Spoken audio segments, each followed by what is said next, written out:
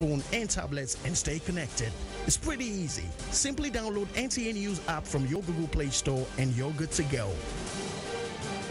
NTN News mobile app, your access to real-time information.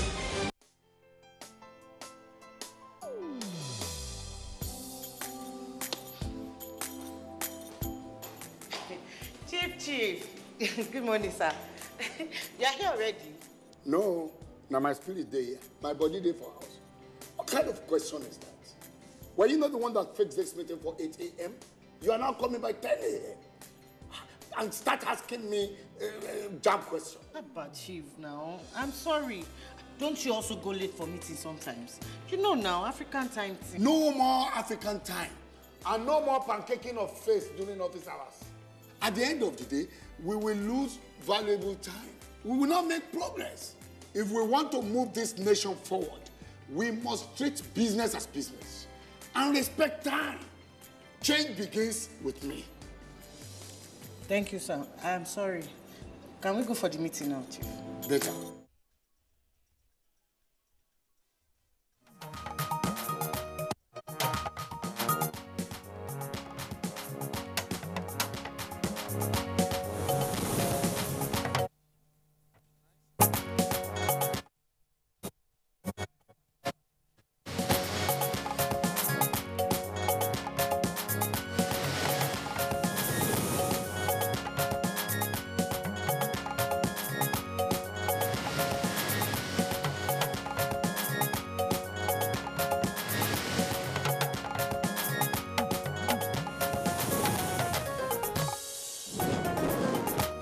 11 people dead and many injured as gunmen opened fire on worshippers at St. Philip's Catholic Church, Ozobolo, Anambra State.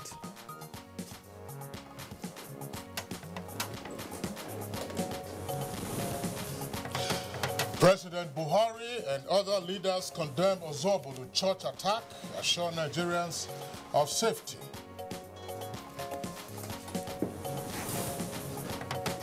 Nigerian army appeals to the public to guard against Boko Haram indoctrination and suicide bombing missions.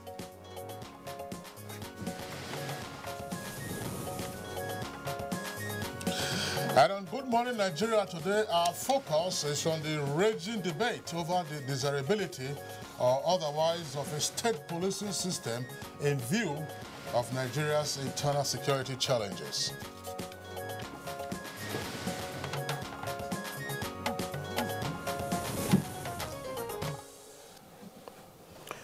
All right, now, Acting President Yemi Osinbajo early last month declared the federal government's intention to begin, of course, considering the framework of community policing. Now, the framework, according to him, may be implemented very soon so that activities of police can be more effective in the remote parts of the country. Now, the announcement by the acting president did not come to many as a surprise, especially given the alarming rate of increase in serious crimes, including, for instance, kidnapping for ransom, armed robbery, rape, militancy, murder, and ritual killing. And as many have observed, the Nigeria police force as it is today appears not to have demonstrated enough capacity to cope with the increase and sophistication of some of the aforementioned crimes.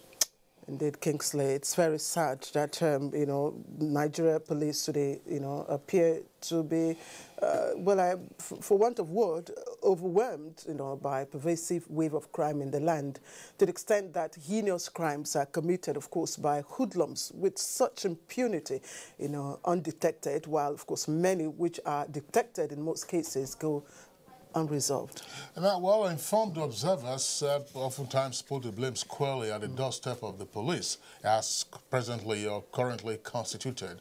Now, as I say, Nigeria needs to reform its policing system from the current unitary to a federal system which will allow states to form and control their own police forces. Now, to those proponents of a truly federal police system, or state police, Nigeria police force with only about slightly over 350,000 policemen to protect the 160 million Nigerians is grossly understaffed, of course, untrained, undertrained, ill-motivated and poorly remunerated, and worse still, corrupt. Now, that's right. That's unfortunate thing, but the figure you just mentioned, 350, not all of them are used for operational or deployed for operational purposes. A number of them have ancillary duties. Yes. Indeed, Kingsley. Now, the present police system, it is also argued, is too bureaucratic, and that's due to its seemingly unitary nature, as, of course, decisions are taken very slowly, adding that state police forces will make swift. That's those, of course, who argue for state police, say that it will make for swift and proactive response to crime and strengthen the concept of community policing. Well, another advantage of the police force, that's to say at the state level, as advocated by its proponents, is that the force will recruit from its local community.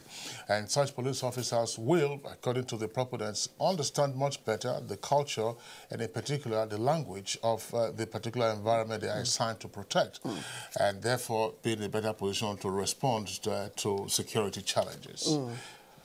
Of course, those again against the idea of establishment of state police have been quite vocal in their criticism of the idea. Now, they believe that state police forces will lead more on their ethnic, regional and religious sentiments, and thereby possibly preparing the grounds for eventual, of course, breakup of the country.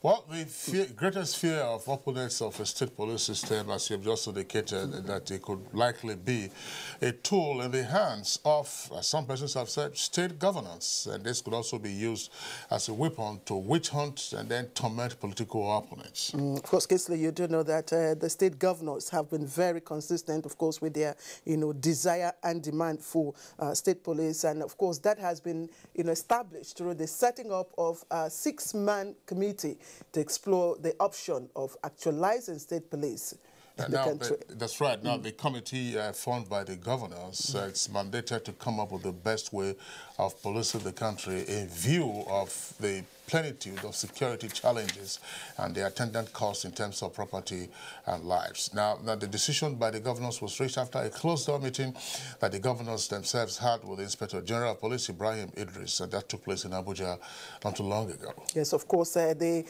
Inspector General of Police himself, that's Ibrahim Idris, is unequivocal about his opposition to state police, saying that Nigeria does not yet have the political maturity for such a system and improved funding for the force under the current arrangement. And we do know that he's not the only one, of course, who, has some, reservations about state police at this point in time. There have been other, former IGs, former police inspector generals have also said, look, this is not the right time for Nigeria to commence state police. All right. Now, in addition to those whom you've ticked off, who else is against the idea of a state police? And is the state police actually the silver bullet that will help solve Nigeria's multifarious criminal issues? And what safeguards are needed if Nigeria, eventually or otherwise adopts the state policing option? All right. Those are some of the questions that we will put forward to our guests, and you can rest assured that we have people with the competence and, of course, the experience to tell us whither to go. Today, this is Good Morning Nigeria, and it's reaching you live on the network service of the Nigerian Television Authority. It's the first in the new week. It's a Monday, and the skies are cloudy already over the Federal Capital Territory. Probably it's going to be a wet morning. We're not sure what the weather forecast will be. When we get to that segment, we'll take it. My colleague Claire and I, myself, Kingsley, will welcome you to today's edition of the program, reaching you as always on the network service of the Nigerian Television Authority. It's a live broadcast, and the cost of the program will have our regular companion segments, and this will include newspaper review, business, sports, and others. Of course, it's a busy weekend for athletics, double disappointment for Jamaica. Of course, unfortunately, Blessing Okagbare not making it to the final of the ladies' 100 meters dash. Was I disappointed? Well, she was fourth. She came fourth, and I think that was her season best. Yeah, with 9.98. No, 10 points. Yeah, 10 point something. But it was it was horrible for Jamaica. I mean, I saw the men and then the ladies also last night. But of course, we are taking off with the news, right? And Claire has given us the news right now. Oh, yeah, you're right, Kingsley. All right, here is the morning news from this end. Now, it was a Black Sunday as unknown gunmen invaded St. Philip Catholic Church, Ozobolo, in Ekwusigo local government area of Anambra State, and opened fire and worshippers, leaving many people dead and others injured. Now, Governor Willie Obiano, while condemning the incident, condoled the families of those affected by the incident, urging them to remain calm with a promise to offset the bills of those still in the hospital. Meanwhile,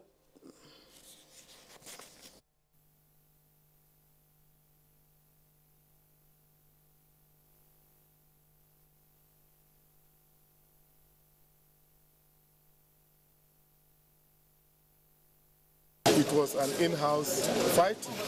You know, they are netting from here, according to the story, which we are working on, and that the fight was taken from, they brought into Nigeria, not only Nigeria, but Anambra State, not only Anambra State, to their home village, which is Amakwa of Zubulu, and not only to the home village, they took it to the home of the house of God, which is sacrilege. We are not going to relent until we bring whoever and the people that perpetrated this heinous crime to book. We do apologize for the disturbing visuals there. Meanwhile, President Muhammadu Buhari has condemned the Ozobolo church attack in Anambra State by yet to be identified gunmen, describing the incident as an appalling crime against humanity and unspeakable sacrilege. Expressing his grief in a strongly worded statement issued by the Senior Special Assistant on Media and Publicity, Malam Garba Shehu, President Buhari said that there is no justification whatsoever to target church worshippers and kill them in cold blood. He said this kind of atrocity plumbs the depth of depravity and extreme cruelty of the kind that words cannot adequately express. According to the president, there is no religion that does not lay constant emphasis on the sanctity of life, and that all Nigerians must rise up and speak with one voice against these remorseless evil men. And from the National Assembly, President of the Senate, Dr. Bukola Saraki, has expressed deep sadness over the massacre that occurred at St. Philip's Catholic Church, Anambra State, on Sunday. In a statement signed by his special advisor on media and publicity, Yusuf Olaniyono, Saraki stated that the killing of worshippers represents the purest kind of evil, and the security services must not stop until the perpetrators are brought to justice. The Senate President condoled with the Nigeria's Christian community, Governor Willie Obiano, the people of Anambra State, and the families of the victims, as well as the survivors of the terrible massacre. And Speaker House of Representatives Yakubu Dogara has equally described the killing of worshippers in the Catholic Church at Ozobolo, Anambra State, as abominable, barbaric, and inhuman. In a statement by his special advisor on media and public affairs, Turaki Hassan, Speaker Dogara implored security agencies to fish out the perpetrators of the heinous crime and bring them to book. He called for an overhaul of Nigeria's police architecture. The Speaker condoled with the families of the deceased and the entire people of Anambra State. And from the all-ruling Progressives Congress, APC, they've also condemned the attack on St. Philip Catholic Church in Ekwusigo local government area of Anambra State, describing it as callous and barbaric. A statement by Bolaji Abdullahi, National Publicity Secretary of the party, commiserates with the Catholic Church and called on the security agencies to ensure that the perpetrators of this heinous crime are promptly brought to justice. And on to other news, Acting President Yemi Osinbajo has commended Nigerians who have continued to excel in their chosen career within and outside the shores of the country, saying Nigeria is bound to reach the top globally. A statement by the Senior Special Assistant on Media and Publicity to the acting president, Laolu Akonde, indicates that this was while the acting president received Dr. Oluyinka Olutoye, a US-based doctor who successfully led a medical team that operated on a fetus, winning United States and global acclaim for the feat. In the meantime, the Nigerian army has appealed to religious, traditional, and community leaders, as well as well-meaning Nigerians, especially in the Northeast, to help dissuade people from donating their daughters or wards to Boko Haram terrorists for indoctrination and suicide bombing missions. A statement by Director Army Public Relations, Brigadier General Sani Kuka Sheikh Usman, says the appeal became expedient in view of recent revelations by some intercepted female suicide bombers during interrogations. It was discovered that most of those helpless minors were donated to their terrorist sect by their heartless and misguided parents and guardians as part of their contribution to the perpetration of the Boko Haram terrorist dastardly acts against humanity. And Chairman, Senate Committee on Media and Public Affairs, Senator Aliyu Sabi Abdullahi, has emphasized the need for Nigerians to judge the upper chamber of the 8th Assembly by its achievements and facts, and not by sentiments and propaganda. Speaking in Abuja, Senator Abdullahi stated that given the unprecedented performance of the 8th Senate, despite the distractions since it was inaugurated on June 9, 2015, that this remains the highest performing Senate in history of the country, pointing out that the fact speaks for themselves. Senator Abdullahi said the 8th Senate has already passed 128 bills in 26 months. This, he said, is weighed against the 5th Senate that passed 72 bills in 4 years and the 7th Senate that passed 128 bills in 4 years. When it comes to public petitions, he further revealed that the Senate has cleared 82 petitions, juxtaposing against the 6th and 7th Senate that cleared only 6 petitions in 4 years. And the Minister of Works, Power and Housing, Babatunde Fashola, says Nigerians must adopt the culture of energy management in order to have stable and uninterrupted power supply. He was speaking at a forum organized by the Petroleum Club in Lagos.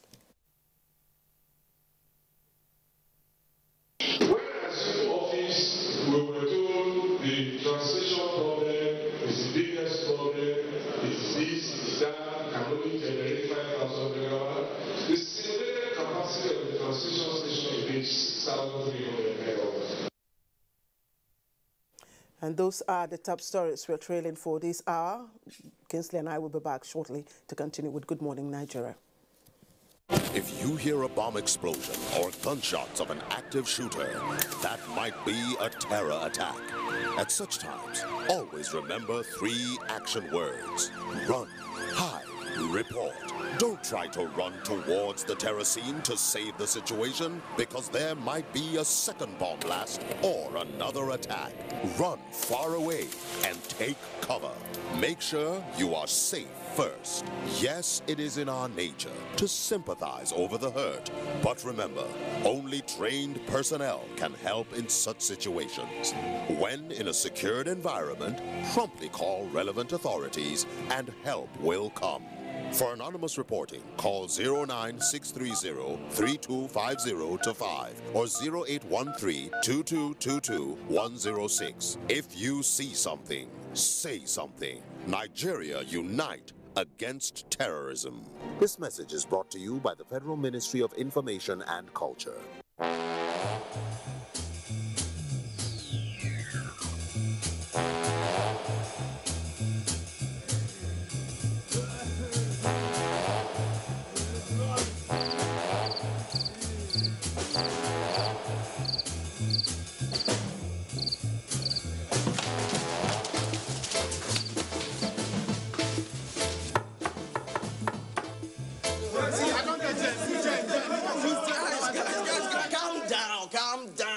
I'm downloading is on 95%. It's still on. Huh?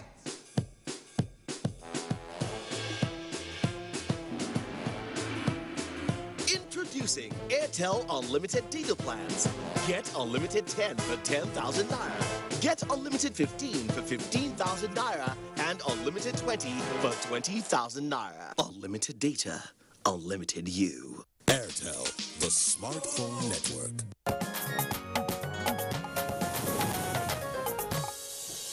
All right, you're welcome back. But if you just joined us, it's Good Morning Nigeria, and we are reaching you live on the network service of the Nigerian Television Authority. Now it's time for us to take some business news, and on job creation, experts are advocating turning to the informal sector, just as the federal government is offering new savings bonds. Details of this stories with our correspondent, Kolo Mohammed. Hello, good morning and welcome to Business News. Today being Monday, the 7th of August, the federal government will offer saving bonds with two different tenors, precisely 2-year and 3-year tenors respectively. Expectedly, the captive nature of the money market at this point in time, coupled with the risk-free nature of government securities, will sustain investors' appetite. In reaction to the offer, the overnight or open buyback rates will experience strains. This is as the stock market opens for trading this week. And on bridging the gap of unemployment, experts are advocating turning to the informal sector of the economy. Empowering artisans in the informal sector, they say, will expand business environment and pull more people out of poverty onto the path of financial independence. Urge, especially the youth, to really be more technically oriented. Our system of education or our society nowadays puts a lot of emphasis on the actual paper certificate that one gets. And I always say that I've worked in the United States for a long time for General Motors, and up till the time I accepted to come back to Nigeria and work for and had the NADDC. General Motors, all the time I worked there, never asked for my certificate. All they were interested in was my ability to conceive and conceptualize new types of vehicles that would add value to the company and to the American economy and hence the global economy. So we as Nigerians must begin to realize the importance of practical competency. Yes, we must continue to go to universities and polytechnics and other institutions, but the important thing is not the certificate that you get or the paper degree. The important thing is how have you developed yourself to be in the best position to make a contribution to the development of Nigeria. So I hope that we continue to do that so that this country achieves true success. Adding that the policy will be expanded to reach the grassroots. That's Business News. Good Morning Nigeria continues shortly.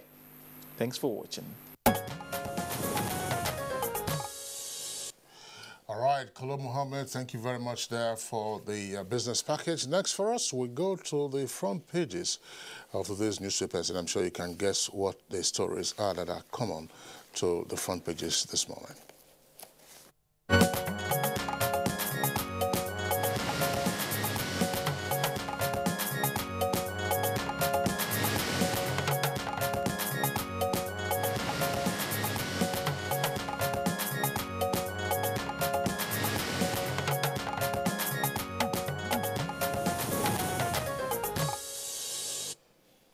And it's the same headline stories in all the papers. Of course, it was Black Sunday in Ozobolo yesterday. But first, let me welcome Bayo Atoyebe, reviewer. Bayo, welcome. Thank you, Claire. Good morning. Good morning, Kinsley. All right, Bayo, pleasure to Good morning, Nigeria. join us in the review segment, Claire. All right, all the papers, like I said earlier on, of course, carry the story. It's a front page story for all of them.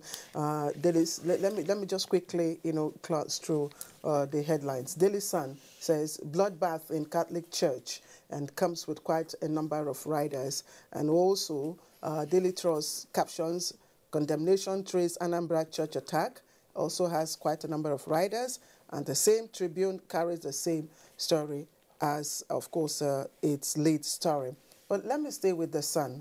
And the Sun has a figure, 11 killed, 18 injured as gunman. Now, it's gunman shoots worshippers during Sunday service. And Buhari, Dogara, Wike, Ngige, Uba, APC condemn attack.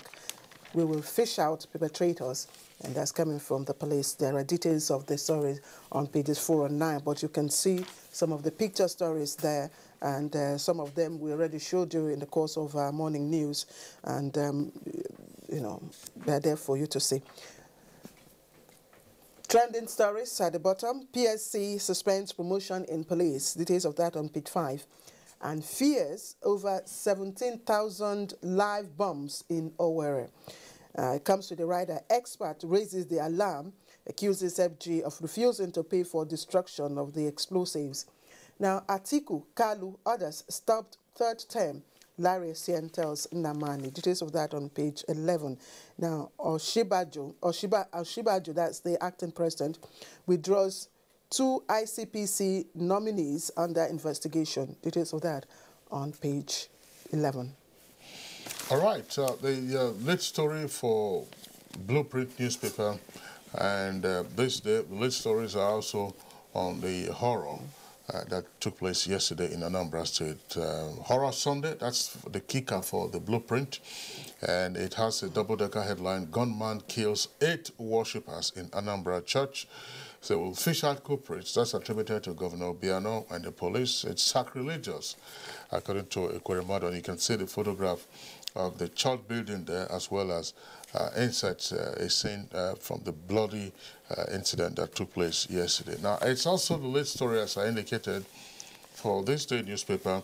This day, that's the bottom half of the front page. It comes with with a rider, and then a headline says, Bloody Sunday in Anambra as gunman kills scores in church. Buhari, Saraki, Dogara, and Khan condemn killings and demand justice for victims.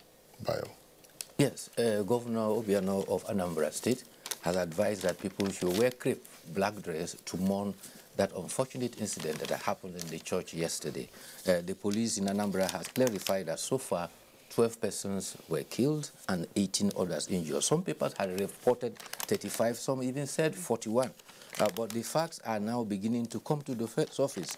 There was only one lone gunman, not gunmen as was reported. The Commissioner of Police for Anambra State, Garba Umaru Baba, has said that one of the feuding parties, in fact, built the church where it happened.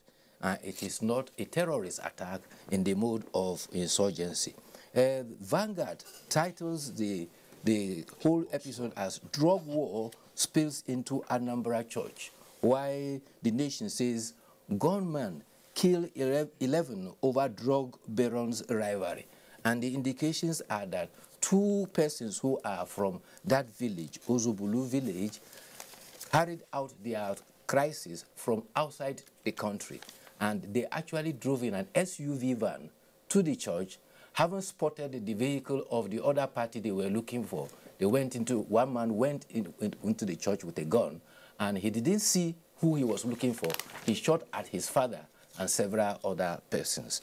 Governor Obiano has vowed that he will do all in his power to bring the perpetrators to justice. So far, 50 doctors have been mobilized to the Nnamdi Azikiwe University Teaching Hospital to take care of those wounded, and the Anambra State government will pick up the bills. Meanwhile, the president of Christian Association of Nigeria, Dr. Samson Ayokunle, has commiserated with the Catholic Secretariat, and he has asked federal government to do all it can to ensure that proliferation of arms are limited. Meanwhile, President Muhammadu Buhari, Senate President Dr. Bukola Saraki, and Speaker Yakubu Lugora have all condemned the gunman that went killing 12 persons in the church.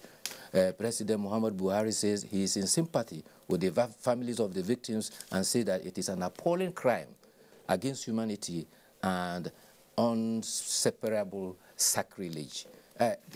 Talking about President Muhammadu Buhari, over the weekend, the Archbishop of Canterbury, Justin Welby, has described President Muhammadu Buhari's recovery as a testimony of God's healing. You will recall that Archbishop of Canterbury also visited President Muhammadu Buhari 8th of March during his first medical vacation.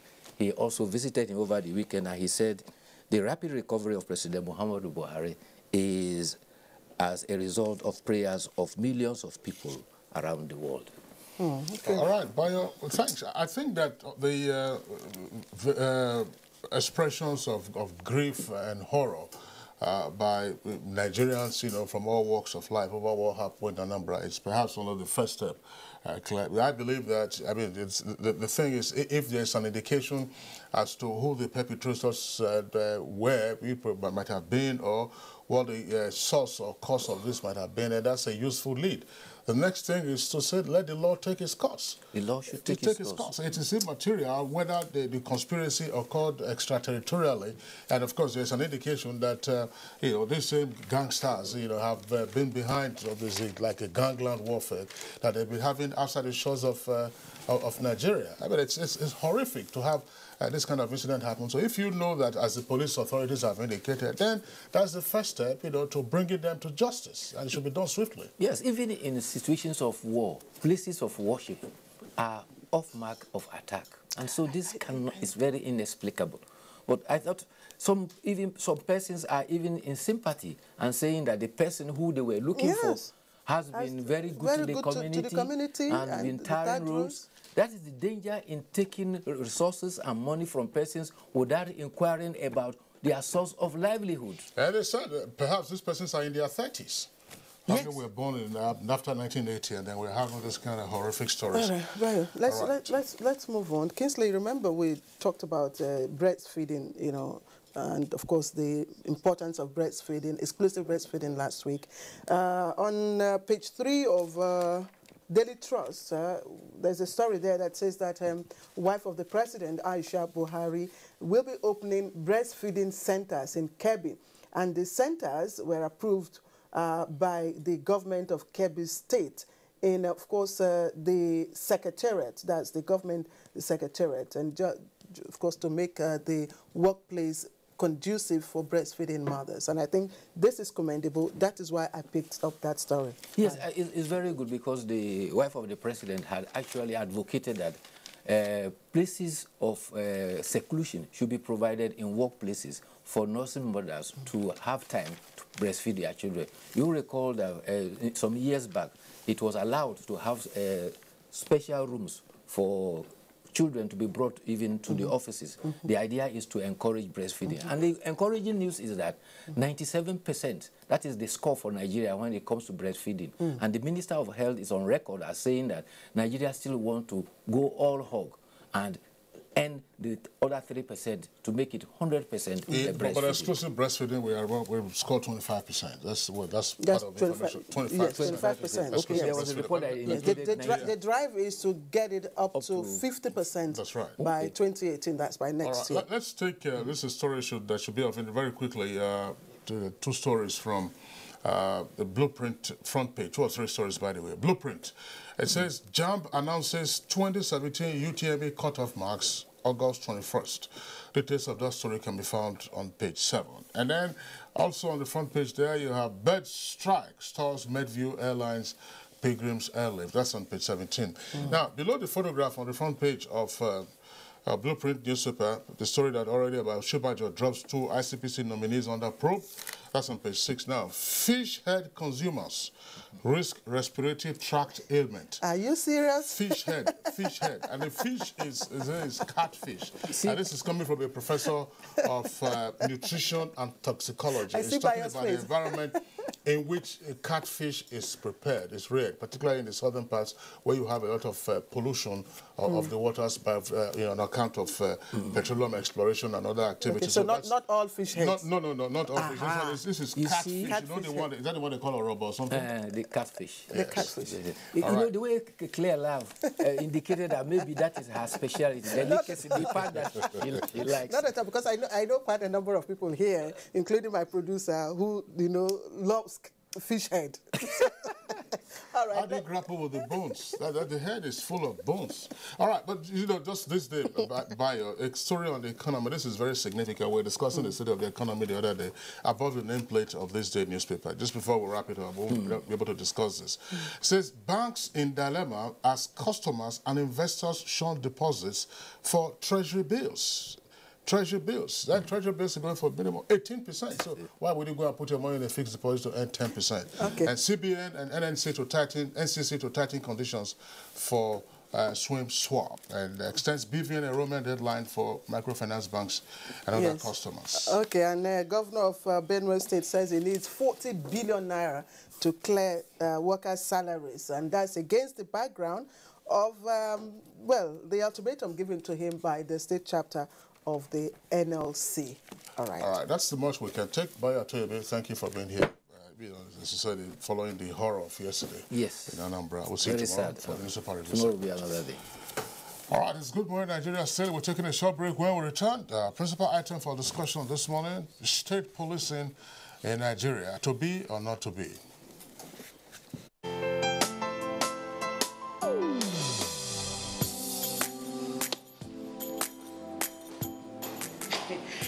Chief. Good morning, sir. You are here already? No, now my spirit day, my body day for house. What kind of question is that? Were you not the one that fixed this meeting for 8 a.m.? You are now coming by 10 a.m. and start asking me jam questions. But Chief, now, I'm sorry. Don't you also go late for meetings sometimes? You know now, African time. No more African time. And no more pancaking of face during office hours. At the end of the day, we will lose valuable time. We will not make progress. If we want to move this nation forward, we must treat business as business and respect time. Change begins with me. Thank you, sir. I'm sorry. Can we go for the meeting now, Chief? Better. This message is brought to you by the National Orientation Agency in conjunction with the Federal Ministry of Information and Culture. This week, your rib-cracking comedy, Professor John Bull, takes a swipe at how we think we belong among the human race while others do not belong. Albinos, a hunchback, and everyone else in their category. Anywhere they enter, there's bad luck. Simply because they possess certain genetic differences from the majority. What do you want? I want to buy banana. Please go. Why we all feel pain, joy, and human blood flows in all of us. Nani people went to your shop. It's a restaurant. Yeah. Any naming ceremony names you want to give to it. I does not care. Keep a date with Professor John Bull in this episode titled Not One of Us. So these people not give the work? They said the post is no longer vacant. Over and out. Brought to you by Glow. The largest data network. Glow Unlimited. Here's your order. I think this is not exactly what we ordered. I ordered a Coca-Cola Zero. No problem. I can give you 0 calories, 0 sugar, and a great Coca-Cola taste. Here's the Coca-Cola Zero you ordered. Do it again. You still look like you need a Coca-Cola. Why don't you sneak inside your bag? Forever, yeah, feel together, be real, together, Enjoy.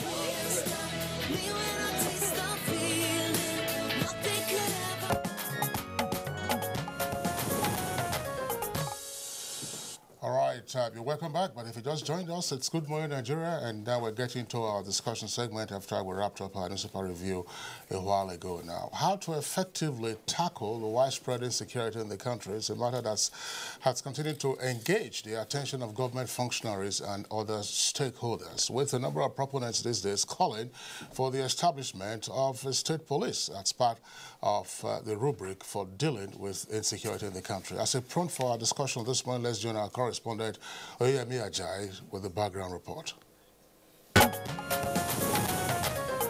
State Police is a sub-national territorial police force with the primary goals of ensuring safety of motorists on interstate highways, enforcement of traffic laws on those interstate highways, and they also enforce statewide law and investigate criminals.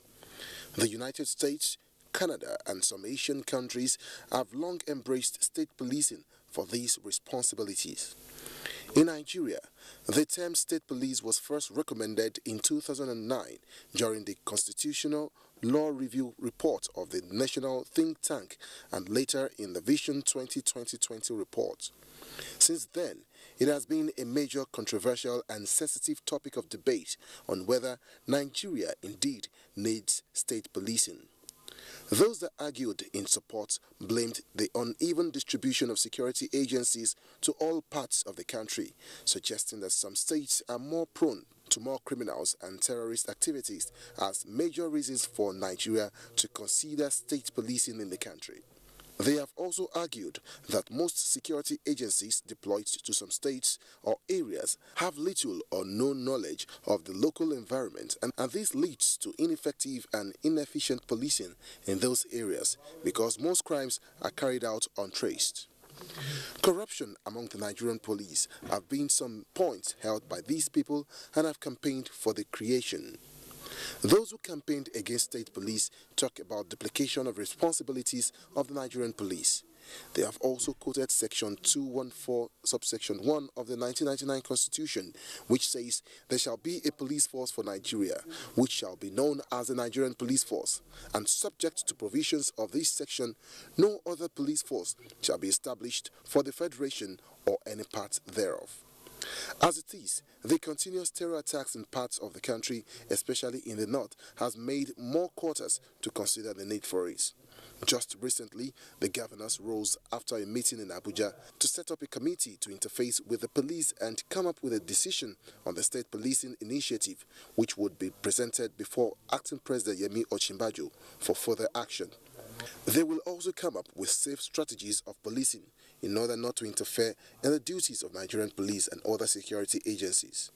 On his part, the Inspector General of Police has said that Nigeria is not yet ripe for state policing and that all Nigeria Police Force needs is adequate funding. The question now is whether the adoption of state policing is the answer to Nigeria's security challenges. Thank you very much, Oyemi Ajayi, for that elaborate background report. Now we have guests with us here in the Abuja studios as well as from one of our network centers to discuss this subject matter. First, we'd like to welcome once again to our studios after a long while the former Inspector General of Police, Dr. Solomon Arase. Dr. Arase, a pleasure to have you on Good Morning Nigeria. Thank you very much, Kinsley. And then also here with us in the studios, the former Minister of the Federal Republic and one-time Deputy Governor of Sokoto State, that's Alhaji Mukhtar Shehu Shagari. Alhaji Shehu, a pleasure to have you join us on the program. Thank you very much. It's my pleasure. Clay. All right, and we also have in our midst this morning Professor of Criminology, Tanibi Lemeka. We'd like to thank you, Prof, for joining us. Thank you. And in our Enugu Network Center, we have a senior lecturer in the Department of Public Administration and Local Government Studies, Dr. Innocent Eme Okechukwu. Dr. Okechukwu, thank you very much for joining us. Very much. All right.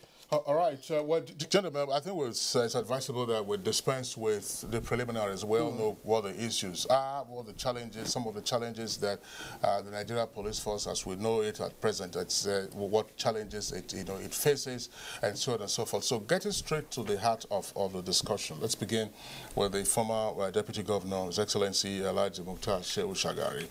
Some persons have argued that the apparent unitary policing system we have in the country it's a challenge to its effectiveness. What are your thoughts? Well, you see, sometimes people just talk about things without, sitting down and think about the implications of what they say. First of all, I must say that the Nigerian police has, over a period of time, done quite remarkable work in peacekeeping all over the world. And they've received commendation and so on and so forth. What it simply means is that the motivation they get when they go for peacekeeping operations may most likely be better than the motivation they get when they work here in Nigeria. The problem is not the police.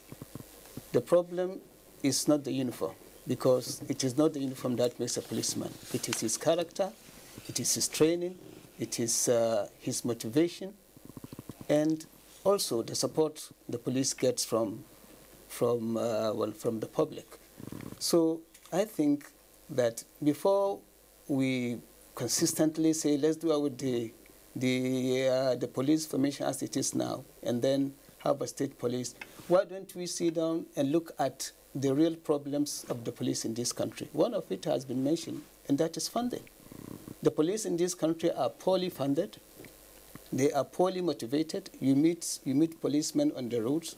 They come over to you, they greet you and tell you that, well, in fact, the boys are here. If they are well paid, if they get their pay when they should get their pay, if they get the motivation and the encouragement, I believe they can do, better.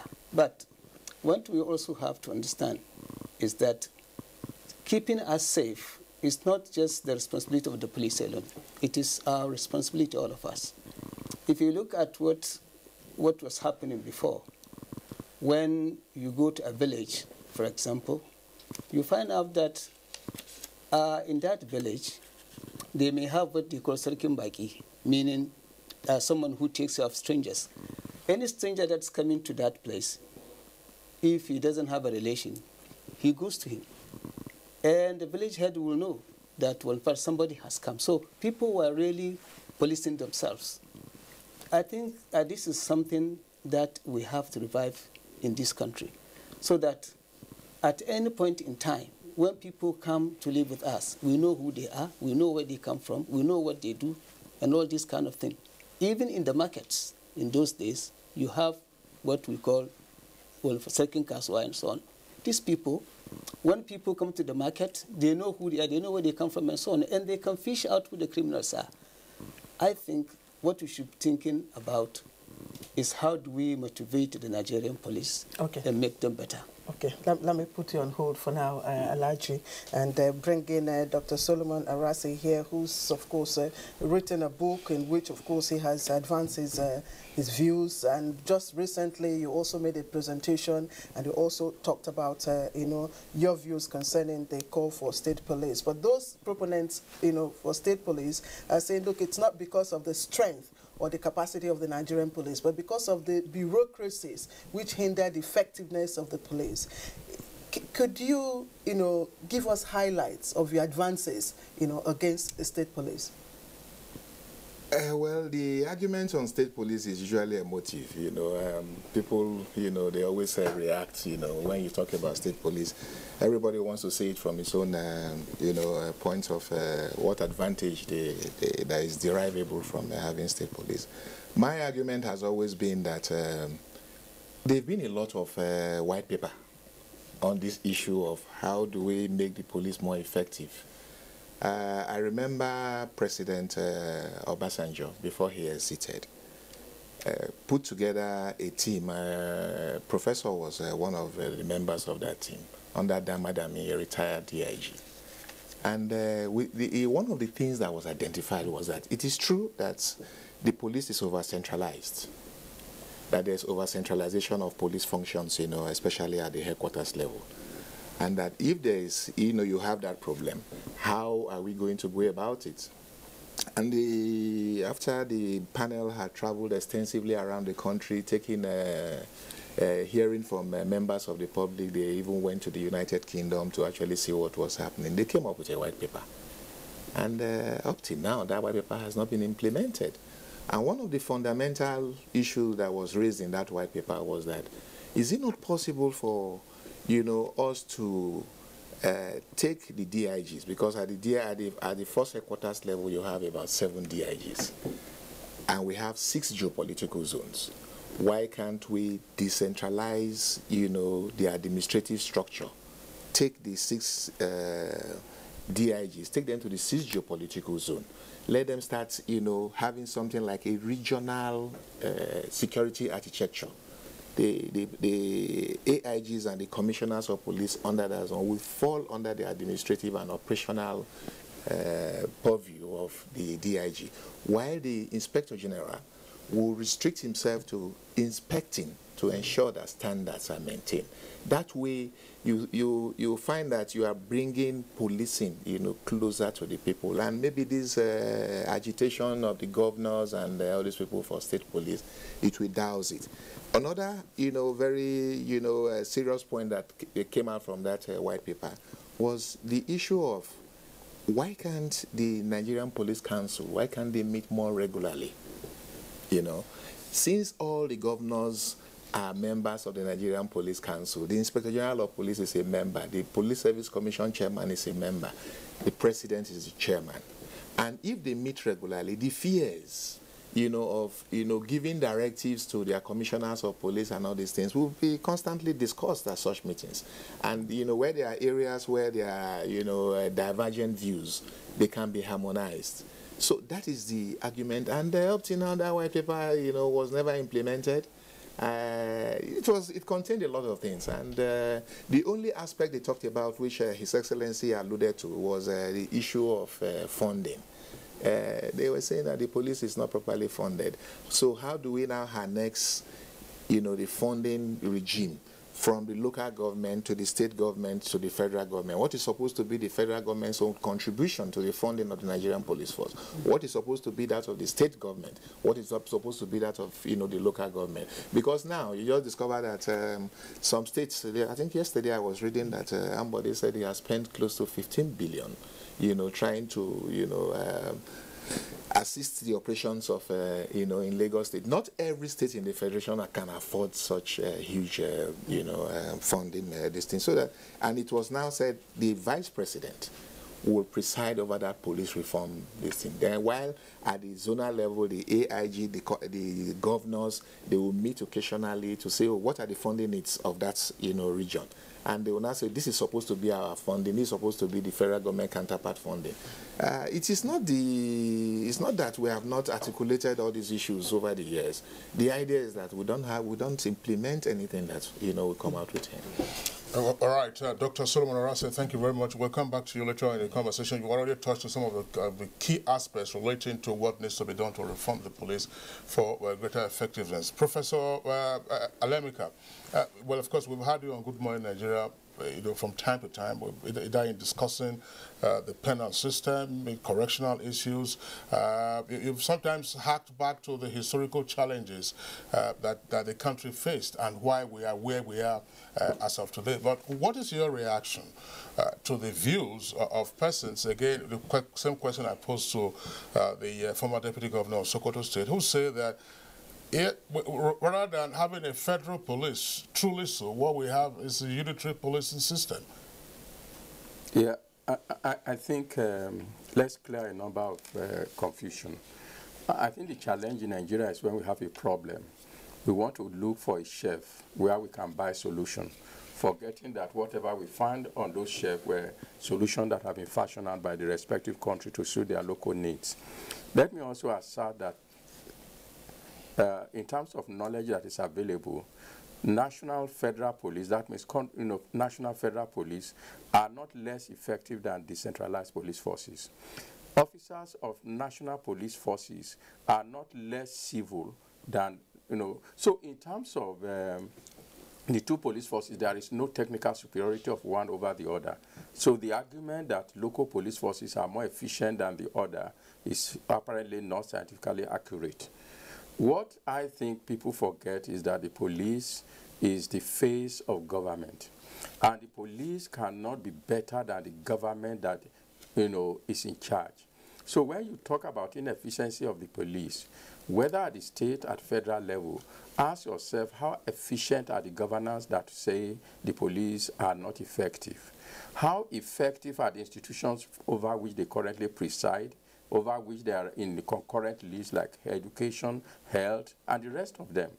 So I think we need to clear this confusion and all the lies that are told about the superiority of one over the other. However, another argument is structural, that in every federal state you have multi-layer police forces. That is true. My argument is simply that for now, you define police in terms of either name or function. In terms of name, we have only one police in Nigeria, that is Nigeria Police Force. In terms of function, we have hundreds of police in the country. Let me give you an example. In Abuja, what of your Abuja Environmental Protection Agency? It's a police. It performs a policing function. What of, in other countries, customs and immigration are called border police. So the word LASMA in Lagos is a police. It polices, transportation. So states have an avalanche of policing agencies already.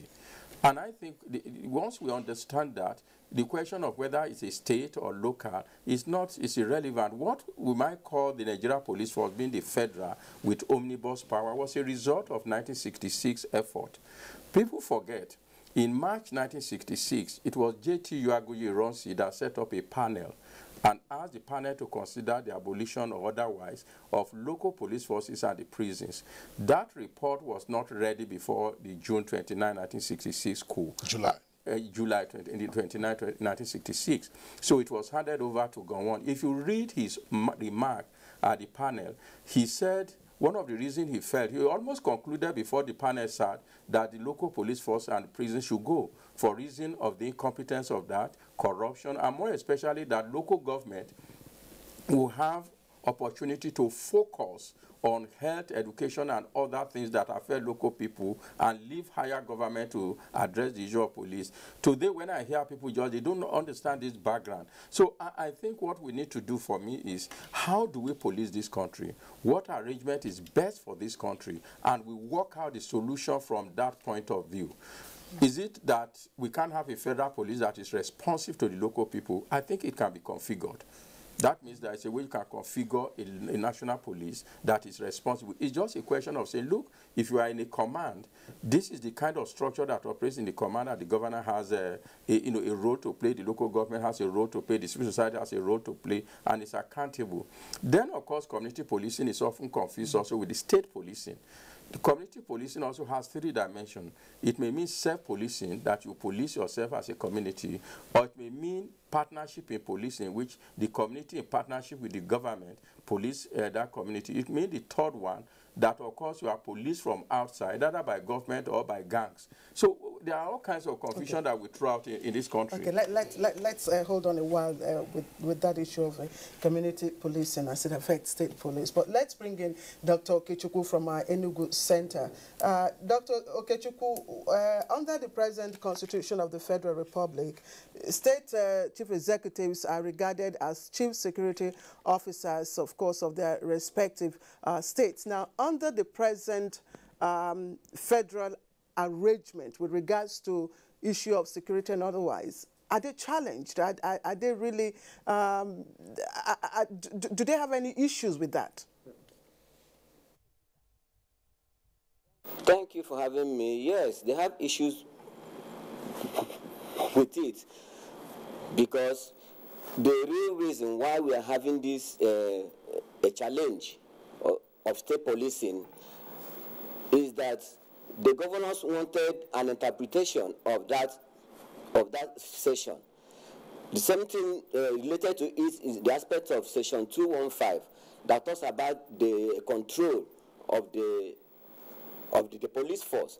You see, as other speakers have already highlighted on, you see that to them, they wanted a situation whereby if Section 214 is abolished, that they can now have total control of the police within the jurisdictions.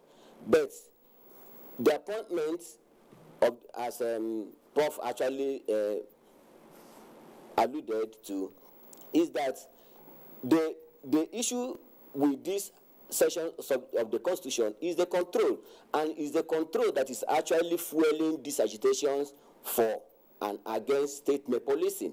For instance, as Prof actually highlighted about the levels and operations of the police in some advanced societies, and that's one of the major arguments for state policing by the governors, that if you look at areas if you go to advanced societies like America, France, United Kingdom, Canada, and the rest of them, you see that apart from the police force, the central police force, they equally have state police, and the ministerial agencies and departments like the police, like the airports, the customs, they have their own. They do a lot of policing with the help of the central government. So it is this aspect that is actually fueling the agitation both for, because if you ask the governors, they say that they want Section 214 to be abolished so that they can have control, effective control of them, because from what we have been seeing, as the former IG actually highlighted, the states are actually helping in trying to build the capacity of the central police force. We have seen what the governor of Lagos State actually said, how much he has expended on the Nigerian police force. And looking at what is happening around us, we should equally learn from such experiences, so that if the centers of governance actually come up with ideas how they can work together as groups, helping one another in governance. Because Prof actually highlighted the issue of governance, because if in a state that the governors are not giving dividends of democracy, you don't expect them to equally, if you are giving them state police, that's such a thing that they will equally do, because that they will do better. And that's gives us the impression that the essence of them agitating for state police is to have more powers given to them to suppress opponents, to cause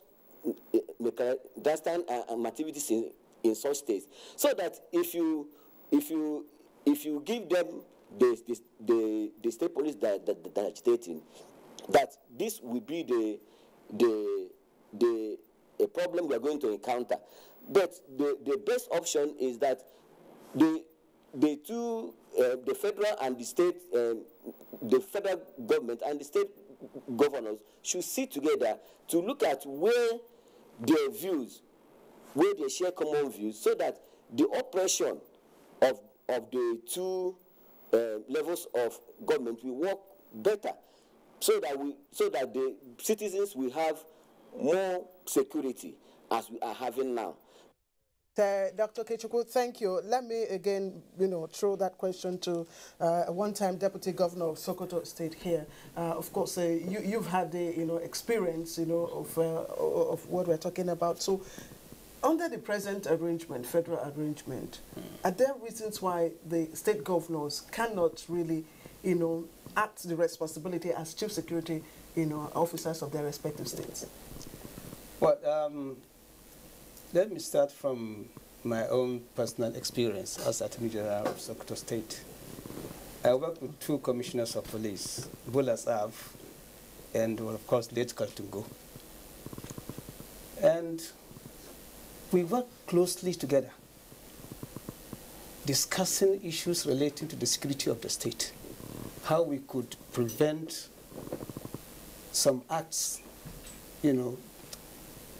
that can create insecurity in the states together, and so on and so on. And we also discussed the issues on how best can we motivate the police in the state for them to feel happy and strong and go out to do their work. And we were quite successful because we fully cooperated, with each other, the police on one side, and then, of course, the government on the other. And don't also forget, at the state level, we have State Security Council, where the Commissioner of Police, Director SSS, and so on and so forth, we meet almost weekly. And when there's an emergency, we also meet and discuss issues relating to the security, as it affects the states and so on and so forth. So I actually believe that what should be done is there must be collaborative effort between the states, the federal government, and all the security agencies within that state for them to work effectively. I do not think that somebody as a governor will have enough time to be, controlling what the Commissioner of Police is doing and this and that, when he has so many other problems on his table to look at. So I think the issue of security is so important to the extent that it takes a lot of money. And at the moment, we have states that have not been able to pay salaries for almost 6 to 3 months. So if you hand over the police to them, and then this issue of salaries and so on comes up, well, I'm sorry. Well, I'm sorry to interject, Alhaji Mukhtar. Some persons have also argued that this is a temporary phase. We're not going to be owing salaries and then governments behaving irresponsibly the way they have done in the last couple of years. But when you were describing your experience in Sokoto with regard to the relationship between the executive branch, of course, and the policing authorities, that the Sologi was chummy and all that, could you throw into that mix, as we have seen in other parts of the country, adversarial politics, where, a state governor who says, listen, I'm the chief security officer of the state, he gives instructions to the commissioner of police, his commissioner of police tells him or behaves in a way that says, listen, I'm awaiting further instructions from Abuja. We have seen that happen in different parts of the country, and that's why some of the advocates are saying, no, listen, this is unhelpful for us. So how, from your interaction with your colleagues, when you were in office, how adversely did this affect law and order maintenance in those jurisdictions? Well, you see, first, for everything you do, there must be checks and balances. Politicians are politicians, and they work for their own interest always, protecting the office, making sure you get the votes, and so on and so forth. So, politicians as they are now, during many elections, I know that they've tried to influence the police to do their own bidding, to the detriment of the opposition. So if you now give a governor his own police, you can imagine what will be happening in that state where you have opposition. So that is why I feel that governors should simply, they should simply collaborate with the federal government, give the contributions they have been given in terms of logistics, financing and so on, to assist the police to do their work. As I said earlier, the Nigerian police is an excellent police force because they've done duties outside Nigeria. They've also carried out a lot of duties even within Nigeria, to the admiration of almost everybody. What is required is motivation. What is required is the support of the public to report incidents when they see them, to report suspicions when they suspect that something is simply about to happen, and so on and so forth. So the issue of handing over the police to a state governor to control in a democracy, especially in this country the way we are, I don't think that is the way we should go at the moment. What we should do at the moment is to have proper collaboration on how best we can ensure security of life and property in this country. All right, Dr. Solomon Aratse, the Constitution states, and let me just quote a bit of it, that the Nigerian Police Force shall be under the command of the IGP, and contingents of the Nigerian Police Force stationed in the state shall, subject to the authority of the IGP, be under the command of the Commissioner of Police of that state. Now, under a federal system, is this a misnomer, the way we're practicing it now? And does it present any form of handicap to the state executive in, acting his responsibility? Well, it depends on the personality of the governor, just as His Excellency has said. There are some state governors that don't constitute, they don't convey the State Security Council meeting maybe in 1 year. They are never there. And if you don't do that and you are reactive, you only react to situations that happen in your state. Whenever they happen, you get the commissioner of police and you want to start giving directives and all this stuff. It's always very, very difficult to do. In states where you have constant, interaction between the commissioner of police, the director, SSS, there's always a seamless, you find that there are usually a seamless relationship. They don't have all the acrimony that you're supposed to have here. There is no Inspector General of Police who will sit down in Abuja and encourage a commissioner of police to disobey, a state executive. I mean, it will be unprofessional. It will not be nice because then you'll be encouraging a state of anarchy. But if you watch the personality of, a state governor, and the way he governs in states is usually a reflection of the crisis that usually, erupts whenever there is a crisis like that. There are a lot of state governors who have never, in the past maybe 2 years, they've not met with their state commissioners, in a formalized meeting. I expect there are some states too where I worked, when I was growing up, on a monthly basis, there was a date fixed that you have the State Executive Council meeting. There were minutes taken. Those minutes, they are circulated to all the, agencies that participated in. And you see, in the column of remark, they are usually saying, okay, you are supposed to do this. You are supposed to do the Director DSS, State Commissioners of Police. So when you have, an administrator who can put his hands, on the issues before they get blocked, then it's easy. And there are some issues that the state cannot deal with, that are trans-border. You don't expect, like what Alemeka said, there's already a semblance of a state police in Lagos State.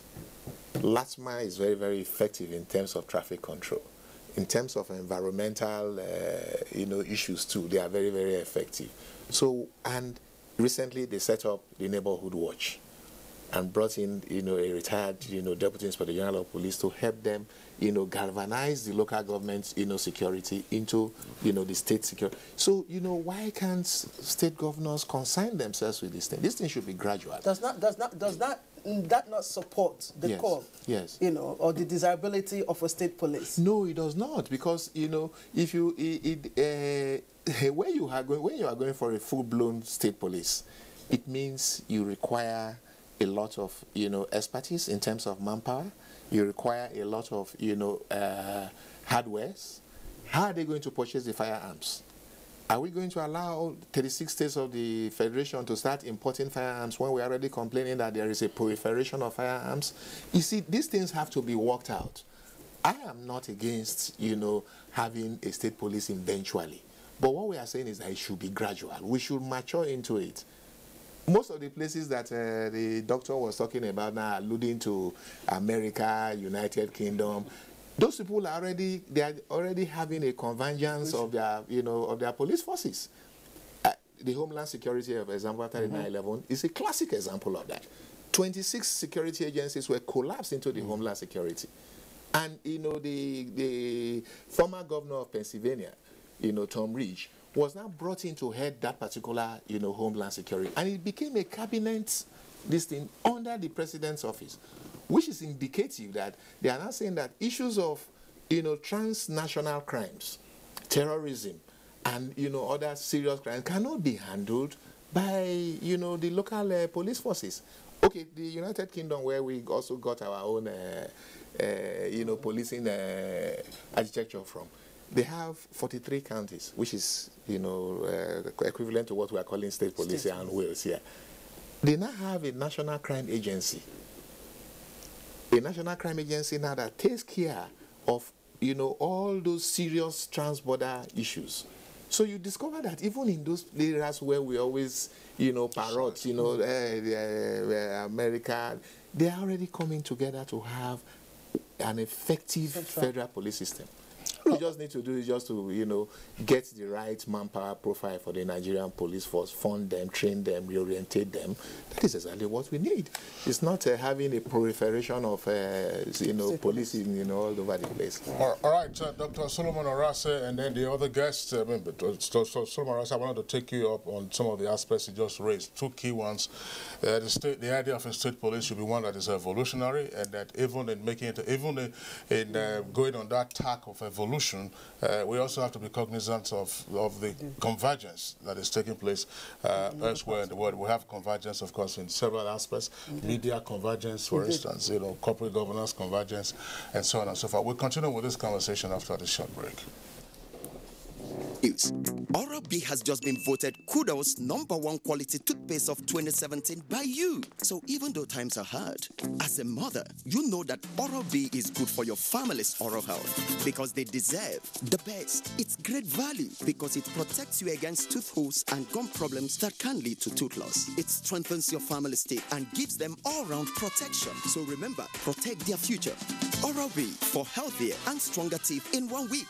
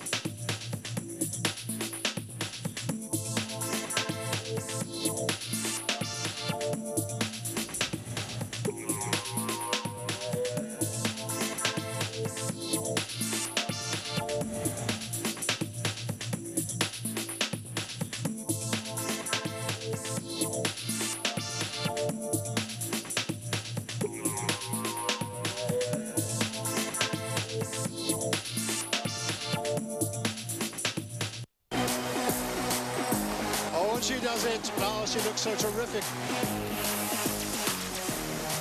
Second goal for Canada. One last chance to launch a massive one. Oh my goodness me! Absolutely beautiful.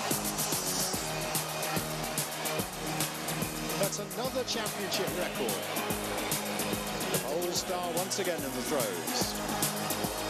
But Bolt's already smiling. Dare we ever doubt him? 19.56. Usain Bolt is just unstoppable.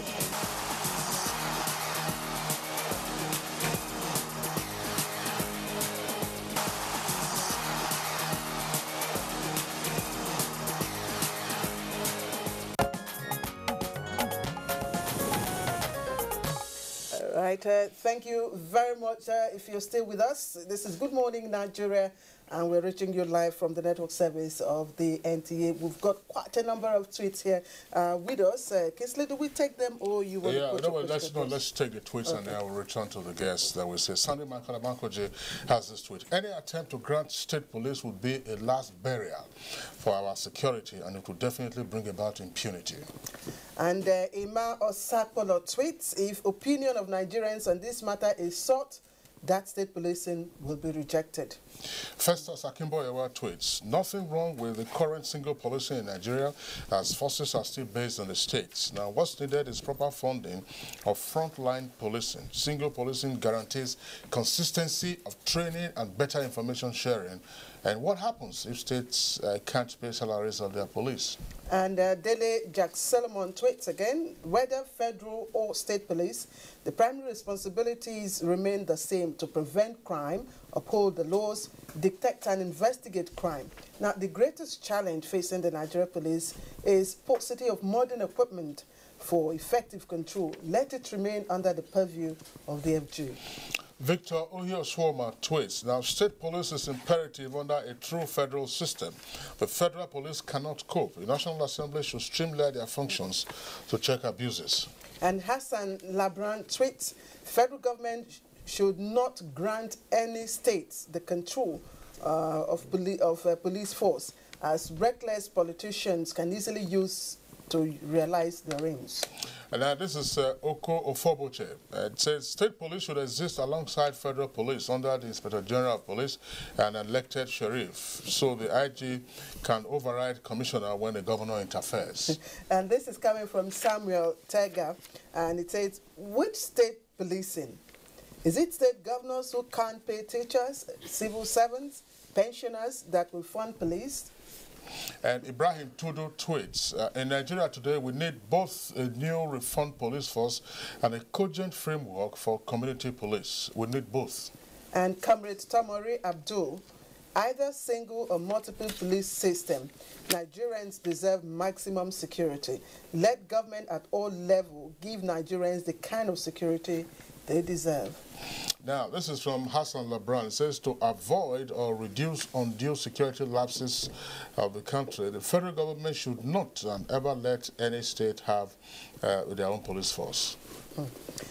And this one is from Cecilia Okoroma. We've had vigilante groups in most localities all over Nigeria. Therefore, if they are strengthened and encouraged, give the vigilantes whistleblow, work hand in hand with the Nigeria police, the insecurity challenges will definitely reduce. Now, Ibrahim Tudu tweets, a thorough, diligent, effective, and workable framework can make state police idea practicable. We must get things right in this country. And Lawal Olaiya tweets, Nigeria should grow up. Time for state police is long overdue. All these arguments about governor using them for their own purposes is rubbish. Shakiru tweets, it says governors that cannot pay salaries can't fund police. And Samuel Sega again tweets, the citizens are not asking for state police. Only the governors are agitating for state police to use them against political opponents. Abiodun Ayinde tweets, please, let's discuss how to enhance and fund the Nigeria police force. State police is selfish and can be politically hijacked. And this one is coming from Haina Tufe Solomon. And it tweets, state policing seemingly a good idea, but we are not ready politically. Decentralizing police administration structure is better. All right, now those are some of the reactions from our viewers on the Good Morning Nigeria. We still have all our guests, the guests at Enugu, Dr. Okechukwu, former Deputy Governor of Sokoto State, Elijah Mukhtar Shehu Shagari, Professor Etanebi Alemike, and Dr. Solomon Arase, former Inspector General Policeman. Next question goes to Professor Alemike. Professor Alemike, of course, you've taking in the comments of the other guests on the program, along, of course, with the reactions from our viewers. But while you were explaining your position earlier, you did indicate, and rightly so, that, look, we already have a semblance of decentralization of the police in terms of the fact that for traffic, for environmental issues, and so on and so forth. And if you were to go to Kano, for instance, you also have the Hisba that is there. And some persons have tended to use the plenitude of these various policing arrangements to drive their argument for a state police force. And that the key point to actually worry about is how to streamline the jurisdictional operations of the federal police versus subnational police. What is your comment? Yeah, I think technically there are ways you can talk about level of force. There are ways you can configure police, multi-layer police institutions. Sometimes might be the level of force where you have a state police which is not allowed to bear arms above certain caliber or not bear arm at all. And you have a local police force that is allowed to do certain things and not even maintain a detention center. That's why I say we need to think and say, what can police at various levels do? My argument is we once had local police force. Why are people not talking of local police? Because the America that we also talk about, the most effective police are the local police. They are not state police. And most of the state police are almost, interstate, highway patrol, and the rest of them. The daily policing is done by the city police. For example, it is not New York State Police that is really that we know about. It is the New York City Police that the NYPD that we talk about. So there are a lot of configuration. On a program like this, there is so much to summarize, and I think we miss it. What I would just say is that Nigeria need to stop buying Tokumbo models of ideas, of practices, and then come politically here, hit the whole place as an argument. As IGP retired has said, it's not just convergence. In 1946, Britain had 121 police agencies, police forces. By 2000, it's been reduced to 41. By today, almost every vital decision and policy relating to the 43 policies are made by the Ministry of Home Affairs, including standard of training, including recruitment, qualification. So Britain has 43 police under the coordination of the Ministry of Home Affairs, which is a national police. The same thing has happened in many other countries. And this, of course, if you talk to American experts, they will tell you that They regret that they have so much police forces, today, and wish it had not happened. And people should think about, understand this rather than simply reading history book and think things are the way they used to be that they are today. I'm not against, and I think indeed that's what we should do. I think what Nigeria wants is a police that is visible, accessible, friendly, and have the capacity to deal with that problem, that they can sit together and set their priorities in those communities. I think that's what Nigerians need. And I think that's why I said it is not that only state police can do that. You can configure a federal police to achieve that if you think through it. The IGP had mentioned the Nigeria Police Council. Nigeria Police Council, of course, was supposed to set the structure of policing in this country. I'm not aware since 1999 whether that council has met in the way it ought to. It is only when, and probably most of the time, when an IGP is to be confirmed, and then there is a council of state, not that they are even called purposely for that. Usually, most of them had happened on the back of a council of state. So after council of state, maybe the president just gathered them into one room and said, I have chosen Solomon, and I say, I want to confirm, do you have an objection? But they are supposed to meet quarterly and, of course, have a viable secretariat. What we now, the Confucian Minister of Police Affairs, Ministry of Interior, it ought to be the secretariat. That council ought to have a secretariat. And as he said, this is a council that is made up of the president as the chairman of Police Service Commission, the Inspector General, and all the 36 governors. Why are they not interested in effective functioning of this institution so that they can set up a policing arrangement? Okay. I think somebody talked about empirical issue. I think it was the 6th House of Representatives which actually had a survey, which is a general survey of Nigeria. And the notion of state police was rejected in that, when I think it was a period they were trying to amend the constitution that they had that. So it is not, the question is not whether state police or, I don't want us to pose the question of either or. But my argument is we have security challenges. How can they be best police? My argument always is this, and I want to say that, why are we infatuated with police when we do know that most crimes are committed by people who are deprived of certain basic power, resources, and opportunities in society? Why don't we spend more providing those opportunities as preventive measure? Why are we so enough? Okay, but while we keep that at bay, let's look at the viability of a state police. And we've all here, including Dr. Kechukwu in Enugu, that has, said that, okay, state police is desirable. But the question is whether we are politically matured at this time, for it. And, Prof, you also talked about earlier on the issue of community policing, and I said I'll put you on hold there.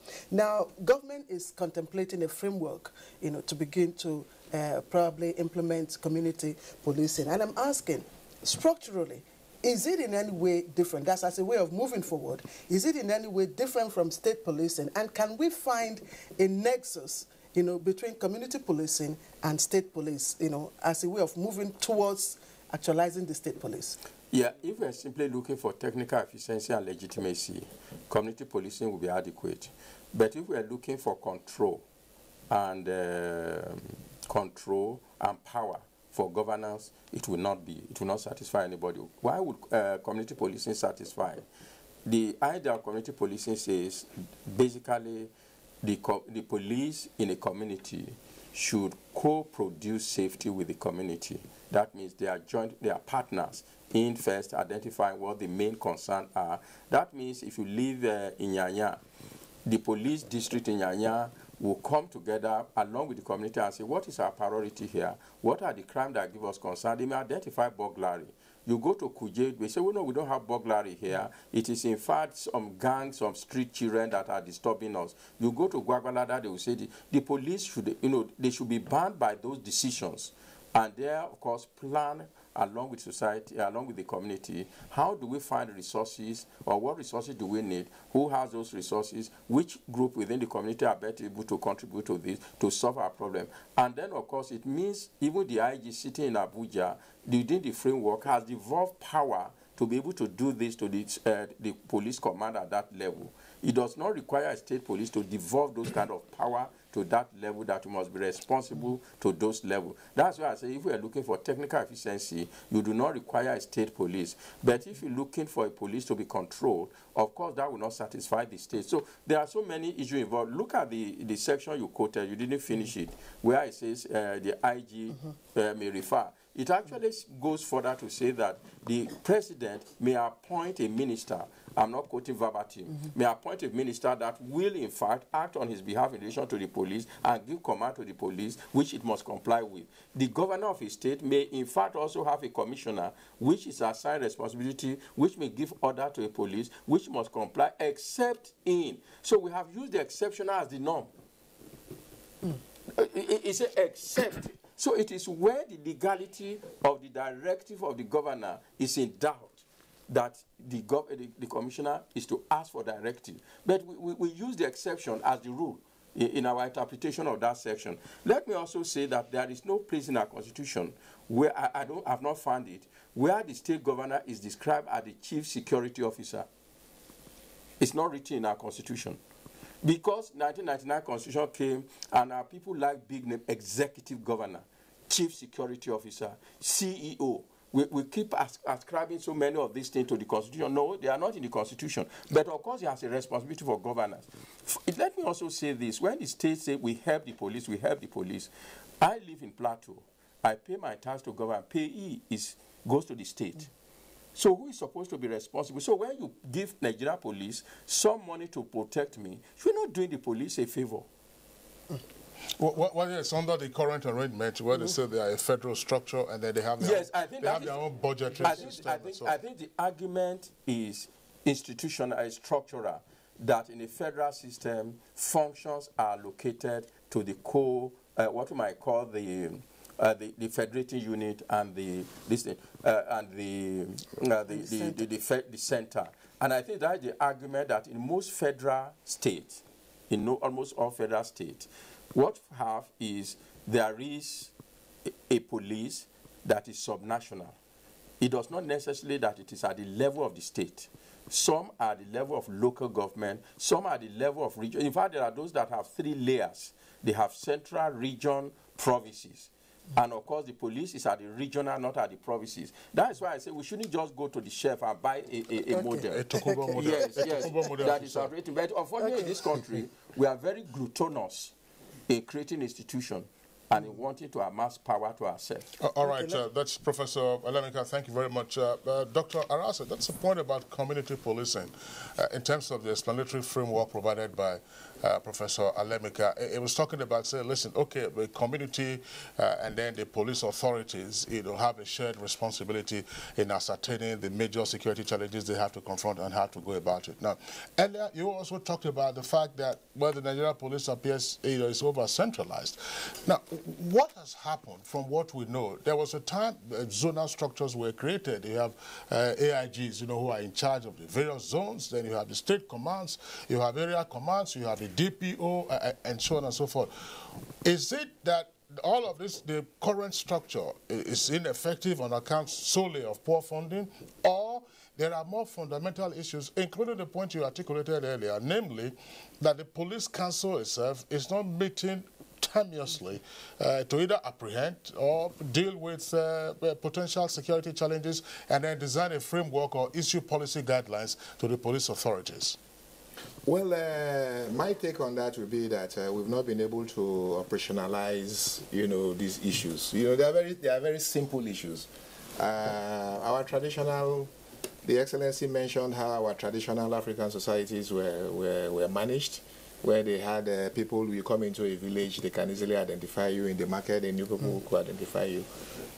In modern times, you can also, identify non-state actors in our various communities, vulcanizers, taxi drivers, journalists, lawyers. What you just have to do, if you have, an area commander or a divisional police officer who is creative, all you have to do, once in a month or quarterly, you assemble these people together. They are within the same community. You assemble them together and sit down with them maybe on a Saturday when you know that the pressure of work, you know, is less. And say, you know, okay, these are the issues, you know, maybe you must have crime mapped, you know, your area of operation.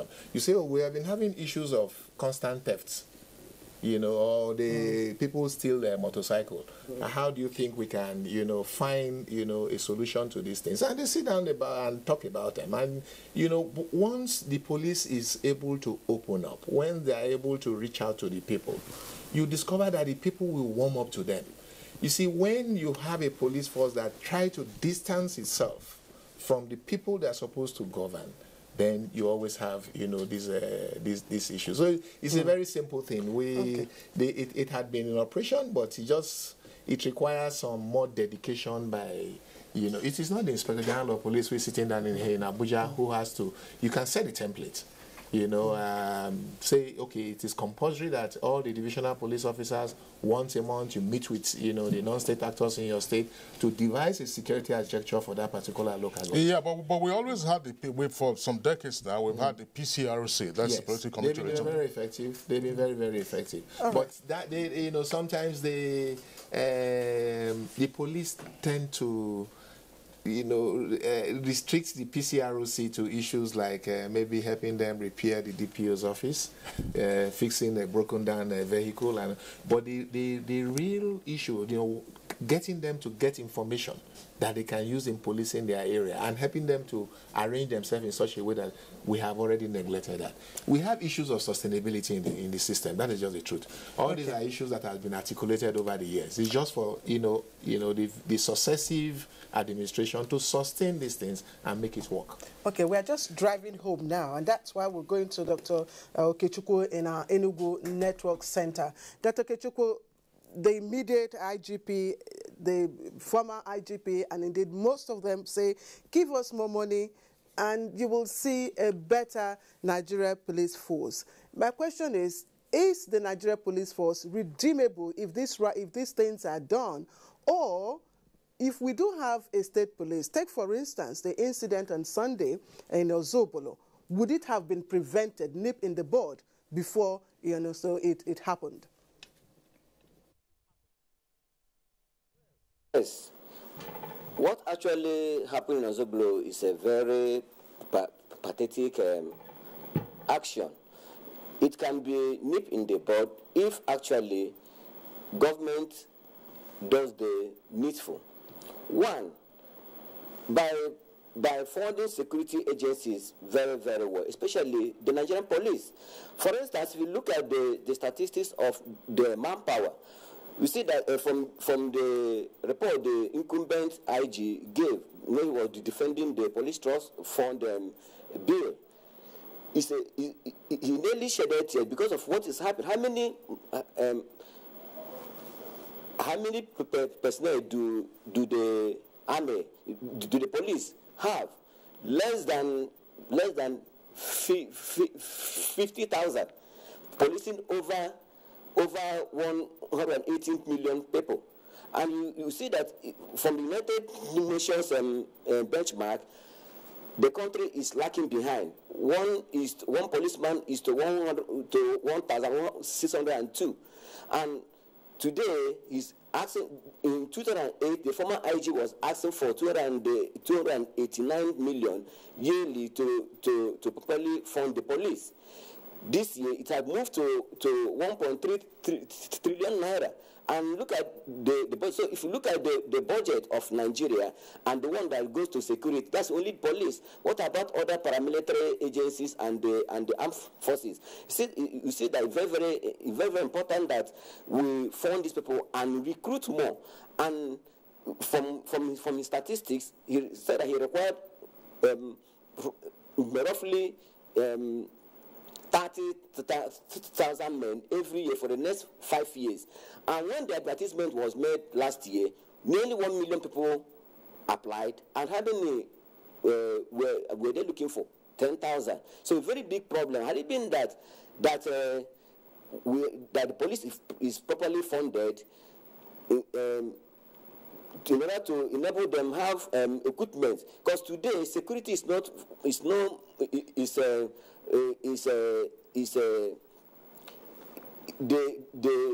the issue of policing go beyond physical policing. We have to. They need more advanced technologies to do the policing effectively. And had it been that they had enough funding, they can have CCTV and even ask churches, banks, and the big companies to have CCTV cameras so that policing can easily be done. At the same time, from what happened in Ozobolo,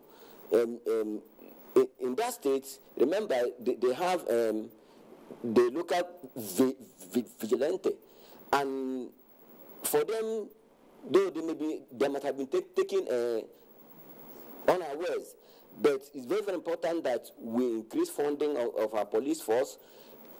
Manpower is very, very important. Equipment, every hand should be on deck to help us address this challenge. It's a very big problem, because even if you have 1 million structures without adequate funding, you cannot even with this thing that the governments are making, argument they are making that give them the state police, they will do this, they will do that. Remember, they equally need money to pay, and it is not, security is not a tea party. So they need to actually look at some of these things and they fund the police well. And if the trust fund bill passes, I'll be happy. Even if every person in Nigeria devote part of his earning, at least if it is as a academic staff, I'll be happy if I'm asked to pay even 1% of my salary to support the police. I'm very, because all of us we are living in a very pathetic place. So it's very, very important that we help us. It is not only the governance and security issues are not government alone. We should help the police. But the problem is this. If we are giving information police, are we sure that the information we are giving that will be protected? At the same time, they will act accordingly. So these are the things that if we do the needful, we should support the police. Okay. All right, Dr. Okechukwu there from our Enugu Network Center, just to indicate that we have another set of tweets which we are taking right now before we return to our other guests here with us in the Abuja studios. Our lead concern tweet: State police will only increase the overzealousness of governance. Funding and lopsided promotions and poor training are the issue with the Nigeria police force. Right, and Abdul Karim Duro tweets, let's tell ourselves the truth. Our problem is not the system, but the human component. Let the majority of us change and things will work. Adebayo Tunji Victor tweets, state police is a good idea, but we are not mature because some politicians will use it to oppress other parties. All right, and Nathaniel Shock tweets, state police is a good idea. Is that what you read, Kingsley? No. But the problem is, can the states be able to harness them very well to get the desired result? All right, now that's another one from Raf here. Raf tweets, it says most of the states don't even have the capacity to operate and fund state police. Also, the issue of control and misuse cannot be taken off the table. And change to progress straight. Main problem of state police is the attitude of governors and president. However, it is better to manage one obtuse leader than 36 obtuse ones. Wale tweets, now why should a commissioner of police wait for a governor to do his job of crime prevention and ensuring peace in the land? It is just wrong. And Issa Gaddafi tweets, Nigeria police is best in the world.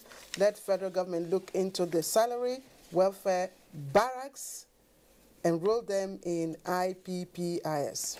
Tokwe Mike tweets, says it's a good idea, but how many states can meet up? That's according to Tokwe Mike, as one of your guests say with regard to Lagos. All right, Clifford Agweguse tweets, there is always an intricate relationship between structure and activity. Structure of the state police defines its activity. Nathaniel Shock tweets, I think the core issue with Nigerian police boils down to motivation. They are basically not well motivated to perform well. And Gift tweets, one can hardly hear that police foil an attack in Nigeria. they're always very far from the scene of incident. Nigeria police, now wow. Joshua Daniel tweets, it says they should, that's to say the idea of a state police, be put into law or make a law that will restrict the state government from their affairs. And lastly, Shanez Esang tweets, Nigerians are used to a proliferation of agencies with inherent contradiction. Harness the scattered policing agencies for effectiveness. All right, now those are the second set of tweets that we have taken. We are pressed for time. Now let's bring in again Alhaji Mukhtar Shehu Shagari into this. One argument that you have seen canvassed a bit more frequently in the tweets that we have taken is sort of the potential for abuse by politicians.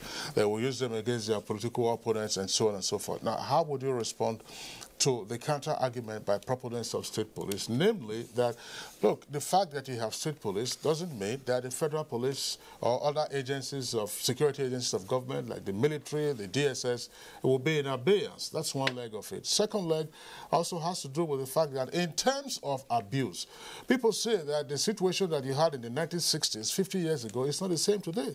Rights consciousness and awareness has improved dramatically. So like the abuses that we had with the native authority police force, you are unlikely to have that continue under the current arrangement if you had state police. So how do you deal with the issue of potential abuse against the counter-argument of saying, look, there are ways to also deal with abuses by state governors, since you still have the military, federal police, and the DSS? Well, you see, first and foremost, let me say something about this thing that happened in Anambra State. To think that the police or any security agency anywhere in the world can prevent 100% the occurrence of things like that is an impossibility. We have to understand that. The Nigerian police is doing the job it's supposed to do, but it cannot prevent the happenings of things like that, which means that all of us have to be the policemen of ourselves, that we should be very, very, very, very conscious of what is happening around us and so on. Now, the issue of fight abuse, of course, I'm a politician, and I cannot vouch for any other politician that when you hand over or when you create state police, the politicians will not use it for their own purposes. Even the police, as constituted now, are sometimes being penetrated by the politicians to do certain things that are really not good for the society, just to satisfy themselves. So I actually feel, and strongly so, that this idea of state police is premature. We have a police force, as I've said earlier, that has given account of itself at so many levels, both at the local level, at the national level, and at the national level. What is really needed is the motivation and the support and the equipment, and also to ensure that the welfare of the police officers and men are being properly taken care of. Salaries are being paid in time, allowances are being paid in time, and also insurance is there for the policemen in case of anything that might happen in the course of duty. And I would want to say that the governors can work effectively with the commissioners of police, as I have said earlier, to collaborate fully and ensure security within the state without the governor having his own policemen. Okay, let's bring Dr. Arase now. We keep on talking about Nigeria not being ripe for state police, while we also believe that state police is desirable. In October, we'll be 57. Now, if we are to move towards state police, as a first step, what should give in? Well, when people keep talking about manpower profile of, they don't have sufficient manpower, it is not the number that matters. It is the quality of policemen that you have that determines a police force. So we should start taking a look at our recruitment policy of policing. There is no state in this country today that cannot boast of first-class materials that should come into the police force. The police force should not just be a dumping ground for anybody. You know, the way we've treated our police force in this country, you know, it tends to give you the idea that it's only the stubborn person in your family that you encourage to go into the police force. The police force is not built up that way. We should look for the best materials, then also take a look at our technology. You know, United Kingdom, 2 or 3 years ago, they had about 4.8 million CCTVs across the United Kingdom and Wales. So the governors should, you know, deploy some of their resources into putting CCTV here. Most of the crimes that were detected in UK and America and all this, is it through the physical presence of policemen? No. Yeah, we saw that recently at the Zenith Bank robbery at where it was CCTV that captured that. Yes. So we should start thinking about putting all these things in place.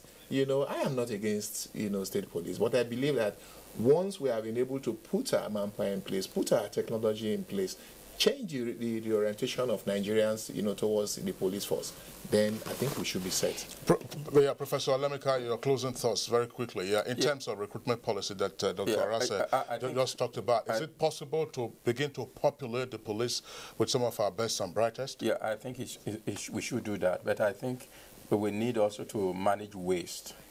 You have so many agencies. You go to any function, you find 5 paramilitary agencies, all are there at the same time, or, you know, overwhelming even the participant. That is a waste. So we need a lot of rationalization. As I said, technology is important. We are here seated thinking about state police. In the countries that we quote so often, UK, they are moving away from even government police. And they are now using security architecture, which involve technology. Even in South Africa, you go there, you find in complexes, what they are trying to do is to get the police to become watchers of CCTV. Every shop has its own, you know, so when something happens, it's just police responding to the call. I think what is wrong with our police is not the number of crime that we have, it's the capacity of the police to proceed. I always tell when friends, you know, from proceed or prevent. Yes, well, prevent. I'm not sure. You never know when crime is prevented. It is when it has occurred that everybody blame everybody. You don't know the number that they have prevented. That is part of the crisis of police. You don't know what they have prevented. It is only when they don't prevent that we have a crisis. So I think finally is we need to invest more in technology. If you use technology, you need more intelligence. Everyone must also invest in technology. Unfortunately, because we do not have infrastructure, you cannot install a lot of this technology that will work and then complement the effort of the police. But I think we should stop emphasizing government security and begin to look at networks that include individuals' effort, companies' effort, private commercial security effort, and the government. I think it's this kind of architecture that we need to look at. All right, Professor Etanibi Alemika, Professor of Criminology at the University of Jos. Always a delight having you on Good Morning Nigeria. Thank you for sharing your thoughts with us this morning. Thank you. Appreciation also to the former Inspector General of Police, Dr. Solomon Arase. Dr. Arase, a delight having you on the program, and thanks also for your insights. Thank you. Okay, thanks also to the former Deputy Governor of Sokoto State and also the former Minister of the Federal Republic, Alhaji Mukhtar Shehu Shagari. Thank you for being with us on the program. Thank you very much. Can we remove the force from the police? Yeah, well, that's part of the amendment passed by the National Assembly that they want to remove the force. So President Obasanjo tried to do that on his own, but he didn't quite say through because he didn't follow the proper procedure. But the National Assembly has made that now, even though the entire gamut of what they've done has been, you know, condemned in some quarters with regard, of course, to what they say is the self-centeredness of that amendment. Now, let's also thank Dr. Okechukwu, who joined us from our Enugu Network studios. Dr. Okechukwu, thank you for being with us on the program this morning. All right, well, that does it for our discussion segment. Claire, we move on to sports. Yes, and 3 Nigerians qualified for women's 400 meters at the London IAAF World Championships. And Nigerian forward Victor Moses ends goal drought as Arsenal wins 2017 Community Shield. We join our sports desk for details.